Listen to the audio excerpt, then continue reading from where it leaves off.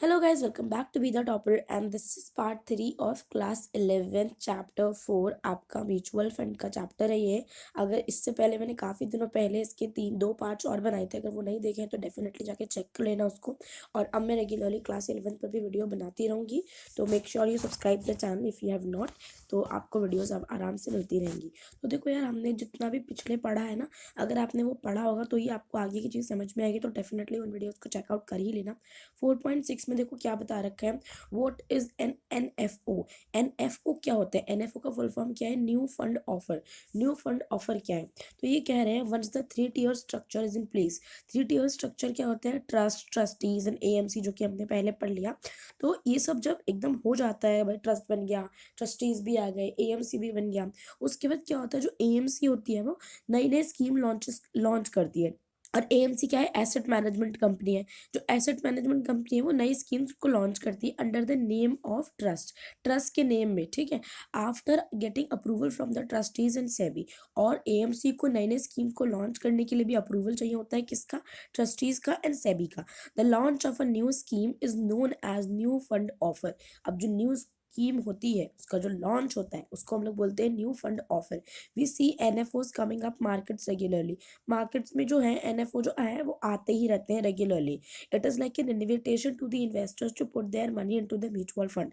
Basically आप इसको समझ सकते हो जैसे आईपीओ हो गया, या फिर नई नई कंपनीज अपने फंड ऑफर निकाल रही है कि अब हमें भाई पैसे की ज़रूरत है, हमें पैसा दो। तो कंपनी बेसिकली जो इन्वेस्टर्स होते हैं मार्केट में उनको इन्वाइट करती है कि हमें फ़ंड की ज़रूरत है, आप हमें फ़ंड दो, हम आपको प्रॉफिट देंगे।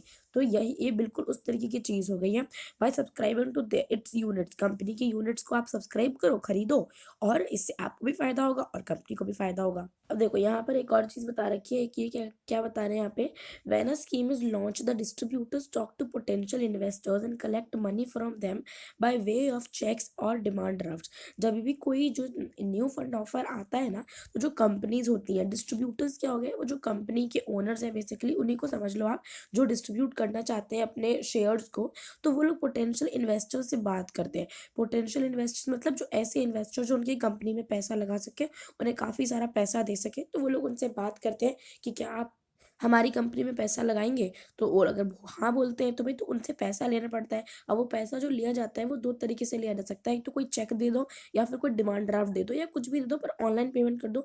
बट ना कोई कैश ये लोग एक्सेप्ट नहीं करते। देखो यहाँ पे लिखा हुआ है, mutual funds can not accept cash. अब यहाँ पे जो म्यूचुअल फंड है वो कैश को एक्सेप्ट नहीं करते। म्यूचुअल फंड यूनिट्स आप ऑनलाइन भी खरीद सकते हो, बहुत सारे इंटरमीडियरीज ऑनलाइन, जैसे कि ग्रो हो गया, ज़ेरोदा हो गया। तो ये सब जो, अगर आपने ग्रो का नाम नहीं सुना है तो ये एक ऐप होता है जिससे आप ट्रेडिंग कर सकते हो। ज़ेरोदा भी कुछ इसी तरीके का है। और यहाँ पे डीमैट अकाउंट भी आप कई प्लेटफॉर्म्स पे खोल सकते हो। तो यहाँ पे आप अपना काम कर सकते हो, ऑनलाइन भी और ऑफलाइन भी कर सकते हो। बट जो म्यूचुअल फंड है वो कैश एक्सेप्ट नहीं करता है।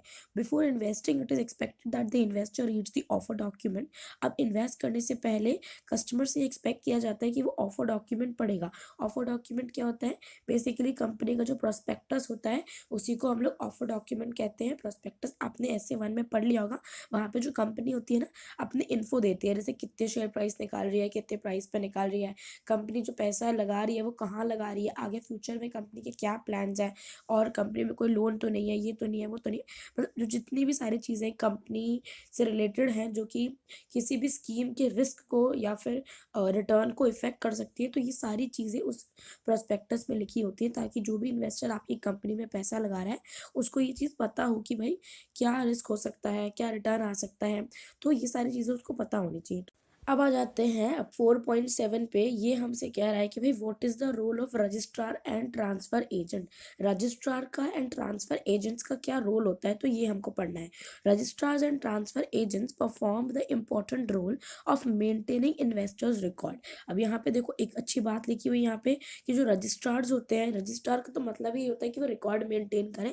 एंड जो ट्रांसफ़र एजेंट्स होते हैं जिसको आप RTAs कह सकते हो, ये क्या करते हैं, किसी भी इन्वेस्टर की जितने भी रिकॉर्ड्स हैं, हैं, जितनी भी इंफॉर्मेशन है उसको मेंटेन करते हैं, जो कि बहुत ही ज़्यादा इंपॉर्टेंट रोल है, फंक्शन है ना आरटीए का, वो यहाँ पर आपको बताया जा रहा है कि सबसे पहला उसका फंक्शन क्या है, वो इन्वेस्टर का रिकॉर्ड मेंटेन करती है। दूसरा, जितने भी लोग होते हैं जो कि न्यू फंड ऑफर में इन्वेस्ट कर रहे होते हैं, तो वो लोग वहाँ पर जाते हैं।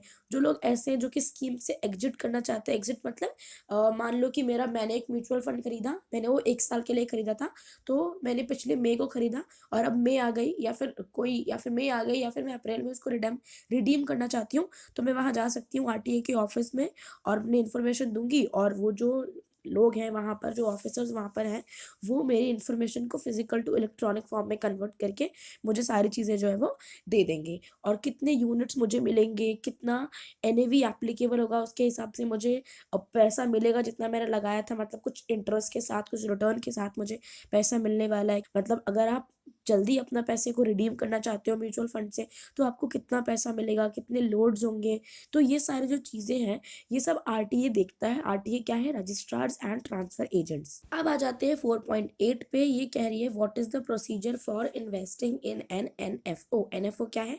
New fund offer. तो भाई अगर आप किसी न्यू फंड ऑफर में इन्वेस्ट करना चाहते हो, तो उसका प्रोसीजर क्या होता है, ये आपको यहाँ पे बताया गया है, तो हम पढ़ते हैं इसको।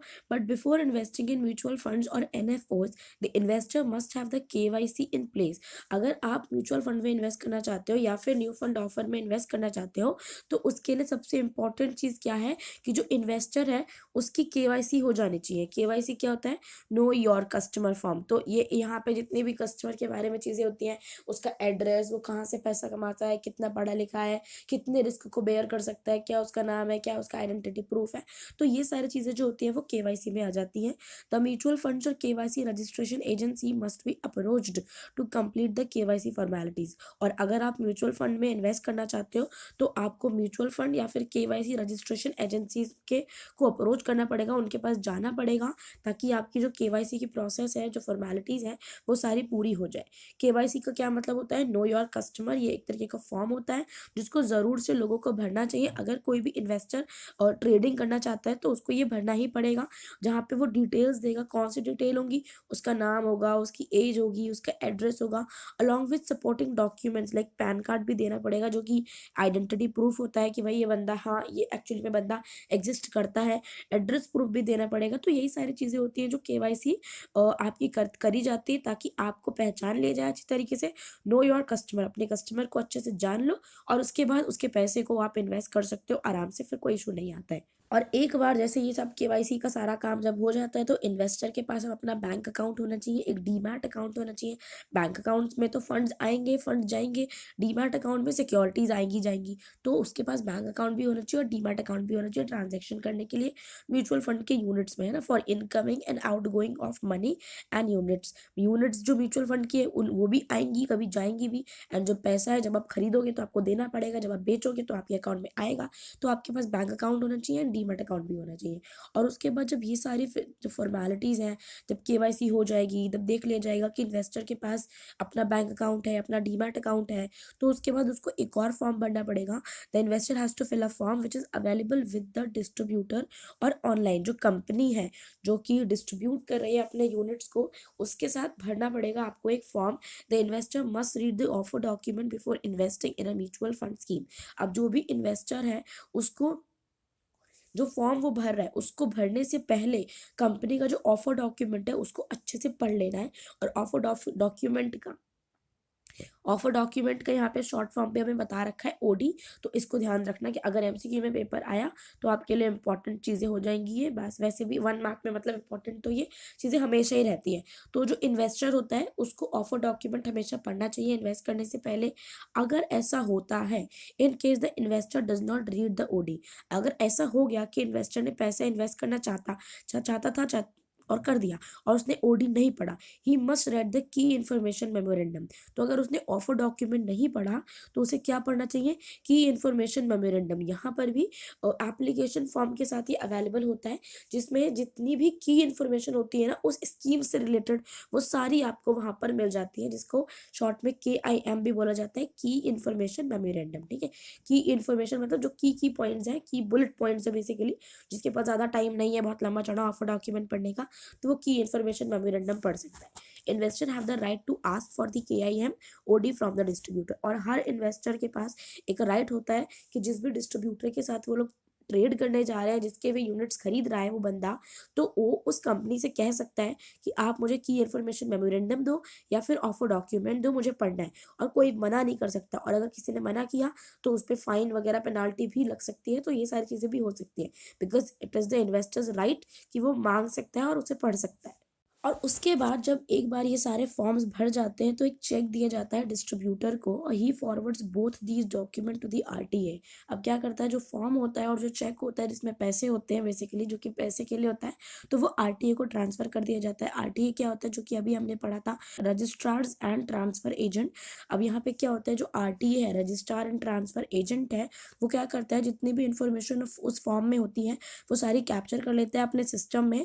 जो फॉर्म होता है वो सब उस लोकेशन पे भेज दिए जाते हैं जहाँ पे सारे फॉर्म स्टोर किए जाते हैं, एंड जो चेक होता है वो बैंक में भेज दिया जाता है जहाँ पे म्यूचुअल फंड का अकाउंट खोल रखा है जिस भी बैंक में, तो वहाँ पे पैसे जमा करा देते हैं। और जैसे ही चेक क्लियर हो जाता है, RTA then creates unit for the investor.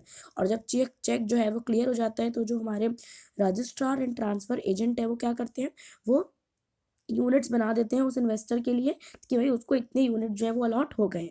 The same process is followed in case an investor intends to invest in a scheme. और यही सेम प्रोसेस तब चलता है जब कोई इन्वेस्टर अब किसी भी स्कीम में अपने पैसे लगाना चाहता है।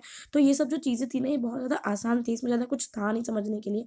तो यार देखो, मैं एक बार फिर से आपको बस थोड़ा सा बता देती हूँ कि जो मैंने आज पढ़ाया, NFO क्या होता है, न्यू फंड ऑफर है। जैसे कि कोई भी कंपनी लोगों को इन्वाइट करना चाहती है कि आप हमारे यहाँ पर आओ और हमारी कंपनी में पैसा लगाओ। रोल ऑफ रजिस्ट्रार में हमने ये देखा, रजिस्ट्रार्स एंड ट्रांसफर एजेंट क्या करते हैं, इन्वेस्टर के रिकॉर्ड्स को मेंटेन करते हैं। और अगर किसी को उस स्कीम से रिलेटेड कुछ भी काम है तो वो आके रजिस्ट्रार एंड ट्रांसफर एजेंट्स के पास करवा सकता है। ठीक है, प्रोसीजर और इन्वेस्टिंग, NFO में प्रोसीजर, इन्वेस्ट करने का क्या प्रोसीजर है ये भी अगर हम देखें, तो अगर आप किसी भी म्यूचुअल फंड या फिर NFO में अगर बात इन्वेस्ट करना चाहते हो तो आपको सबसे पहले KYC कंप्लीट करनी पड़ेगी। KYC कंप्लीट करने के बाद आपके पास एक बैंक अकाउंट और डीमैट अकाउंट होना चाहिए। उसके बाद आपको कंपनी की वेबसाइट पर जाकर एक फॉर्म भरना होगा या फिर उसके पास जाकर एक फॉर्म भरना होगा। आपको फॉर्म भरने से पहले ऑफर डॉक्यूमेंट पढ़ लेना चाहिए। अगर आप ऑफर डॉक्यूमेंट नहीं पढ़ रहे हो तो आपको की इन्फॉर्मेशन मेमोरेंडम पढ़ लेना चाहिए, जिसको अगर आपको नहीं मिल पा रहा है तो आप कंपनी से मांग सकते हो। जब आप एक बार फॉर्म भर लोगे तो आपको एक अपने डिस्ट्रीब्यूटर को एक चेक देना है, और जो डिस्ट्रीब्यूटर है वो RTA को आपके चेक और आपका फॉर्म दे देगा। RTA क्या करेगा, आपकी एप्लीकेशन में जितनी भी इंफॉर्मेशन थी उसको अपने सिस्टम में डालेगा, एंड उसको जो फॉर्म है उसको एक अलग लोकेशन पे भेज देगा, एंड जो चेक है वो उस बैंक में चला जाएगा जहाँ पे म्यूचुअल फंड का अकाउंट है। और जैसे ही चेक क्लियर हो जाएगा, वैसे ही जो RTA है वो आपके नाम पे यूनिट्स को क्रिएट कर देगा। और यही सेम प्रोसेस तब लगता है जब आप किसी भी नई स्कीम में इन्वेस्ट करना चाहते हो। अब अगर कोई NFO पीरियड खत्म भी हो गया, ऑन गोइंग बेसिस पे चल रहा है कि चलता रहेगा, तो आप इस तरीके से उसमें अपना पैसा लगा सकते हो। In an online system the entire process is carried out electronically from filling of forms to online payment to allotment of units in the demat account of the investor. और अगर आप ऑनलाइन, अगर आपने कभी म्यूचुअल फंड खरीदा है तो आपको पता होगा, नहीं खरीदे तो मैं बता देती हूँ, क्योंकि मैंने म्यूचुअल फंड में पैसा लगाया है। तो हम लोगों ने ग्रो ऐप के थ्रू लगाया है। तो वहाँ पे क्या हुआ, मतलब हमको ज़्यादा टाइम नहीं लगा, एक दिन थोड़ी वेरिफिकेशन, आई थिंक 24 आवर्स उसने लिए थे बाकी वेरिफिकेशन करने के लिए। बाकी सब कुछ जितनी भी इन्फॉर्मेशन हमने डाली वो सब इलेक्ट्रॉनिकली हुआ, हमें कहीं जाने की ज़रूरत नहीं पड़ी, कुछ करने की ज़रूरत नहीं पड़ी। बस जितनी इन्फो वो मांगता गया हम देते गए, और बस उसने थोड़ा सा वेरीफाई किया और बस हो गया। तो गाइस, आई होप आपको वीडियो पसंद आया होगा। अगर पसंद आया तो लाइक कर दो, चैनल पर सब्सक्राइब कर लो। आज के वीडियो के लिए बस इतना ही। Thank you so much for watching. Till then bye bye, मिलेंगे नेक्स्ट वीडियो में।